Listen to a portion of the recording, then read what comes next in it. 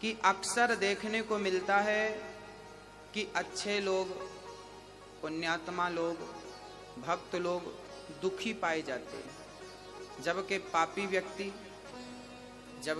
व्यक्ति सुखी होते हैं। कभी कभी समझ में नहीं आता कि ऐसा क्यों होता है। क्या ईश्वर की अदालत गलत निर्णय देती है? ये क्यों होता है? प्रत्यक्ष देखने को मिलता है। इसके पीछे कारण है। एक गुरु जी के 2 शिष्य थे। दोनों शिष्य बहुत पढ़े लिखे थे, समझदार थे। एक शिष्य की आदत जरा गंदी हो गई थी और एक शिष्य तो रोज सत्संग करता था। जहां कथा हो जाए दौड़कर पहुंच जाता, कथा भी सुनता, कीर्तन भी करता और मस्ती से अपना भगवत प्रेम बढ़ाता। एक तो सत्संग करता और दूसरा शिष्य जो था वो वैश्या के घर जाता था। वैश्या मुजरा करती थी ना, उसे बहुत अच्छा लगता था। जब वो नाचती थी, बहुत सुंदर थी ना वो वैश्या, उसे देखने के लिए लोगों की भीड़ लग जाती थी।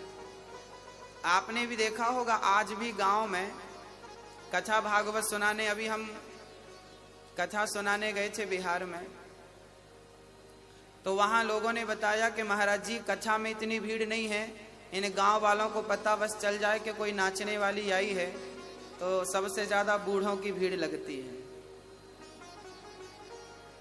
ये बूढ़े लोग ना पता नहीं क्या देखना चाहते हैं, इनकी आंखें बड़ी प्यासी हैं।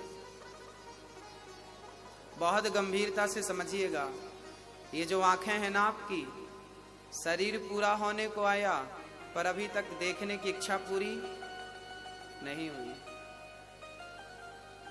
आज भी मुजरा देखने का मन कर रहा है, आज भी नाचने वाली को देखने का मन कर रहा है, आज भी सुंदरता पर मन लट्टू है। एक सुंदर स्त्री गुजर रही थी, किसी ने कहा वाह कितनी सुंदर है। हमने कहा पागल, तू इसकी सुंदरता के पीछे पड़ा है, अभी तूने सुंदरता देखी कहाँ है। जिस दिन मेरे बांके बिहारी की सुंदरता देखेगा ना, पागल हो जाएगा। ये दुनिया हमें तब तक ही अच्छी लगती है जब तक हमें भगवान का स्वाद नहीं मिल जाता, और मिलने की देर है, केवल देर है। एक शिष्य जाता वैश्या का नाच देखता, जबकि दूसरा शिष्य जाता तो वो कथा सुनता। एक दिन वैश्या के घर से लौट रहा था शिष्य, तो सिर्फ रास्ते में सोने से भरी एक पोटली प्राप्त हो गई। रास्ते में सोना मिल गया ढेर सारा। और ये सत्संग करने वाला जब अपने घर गया तो रास्ते में इसके पांव में एक लोहे की कील लग गई, और वो कील ऐसी लगी कि उसके पांव को फाड़ती हुई, हड्डी में चुभती हुई आर पार हो गई पांव में, पंजे में। अब वो लंगड़ाता हुआ गुरुजी के पास गया। गुरुजी, भगवान का न्याय कैसा है? मैं सत्संग करने जाता था तो मुझे कील लग गई, और वो वैश्या का मुजरा देखता था तो उसे सोना मिल गया। ये भगवान का निर्णय कैसा है? अरे वो गलत काम करता था तो उसे कील लगनी चाहिए थी, उसका नुकसान, पर आपने तो हमारा पांव उड़ा दिया। ये भगवान का निर्णय कैसा है? तब गुरुजी ने कहा, बेटा तुम केवल वर्तमान की देखते हो, तुम केवल वर्तमान की सोचते हो, जबकि ईश्वर भूत और भविष्य को देखकर निर्णय लेता। हमें पता नहीं कि कल क्या होने वाला है, लेकिन भगवान को पता है कि कल क्या होने वाला है। तो गुरुजी ने कहा, बेटा वो जो तुम्हारा मित्र था ना जिसे सोना मिला, आज के दिन उसे बहुत बड़ा खजाना मिलने वाला था। आज के दिन वो राजा बनने वाला था, पर वैश्या का संग किया, समय का दुरुपयोग किया, उसका पुण्य क्षय हो गया।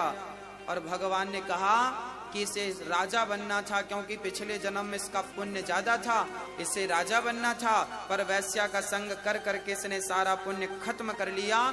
इतने से सोने से इसे तसल्ली करनी पड़ेगी। और तुम्हें आज के दिन तुम्हें मौत आने वाली थी, आज तुम्हारे जीवन का अंतिम दिन था, पर तुम भगवान की कथा से जुड़े थे, कीर्तन और सत्संग से जुड़े थे, तो भगवान ने आपकी मृत्यु को एक लोहे की कील में तब्दील कर दिया। ये परमात्मा का निर्णय है जो सब समझ नहीं पाते, सबके बस की बात नहीं है। जीवन में जब दुख आए, जीवन में आपके, मैं आपसे बात कर रहा हूं, आपके जीवन में जब कोई भी दुख आए तो समझ लेना कि ये आपकी बहुत बड़ी, आप यदि ईश्वर से जुड़े हैं तो आपका बहुत बड़ा संकट परमात्मा ने छोटा सा करके निकाल दिया। बहुत बड़ा संकट, ईश्वर का धन्यवाद हमें देना चाहिए, ईश्वर का शुक्रिया अदा करना चाहिए। कुछ भी हो सकता है, इसलिए हर व्यक्ति नेगेटिव ना सोचे, पॉजिटिव सोचे, सकारात्मक सोच रखे। जब आप अच्छा सोचते हैं तो आप अच्छे बनते हैं, आप नकारात्मक सोचते हैं आप बुरे बनते हैं।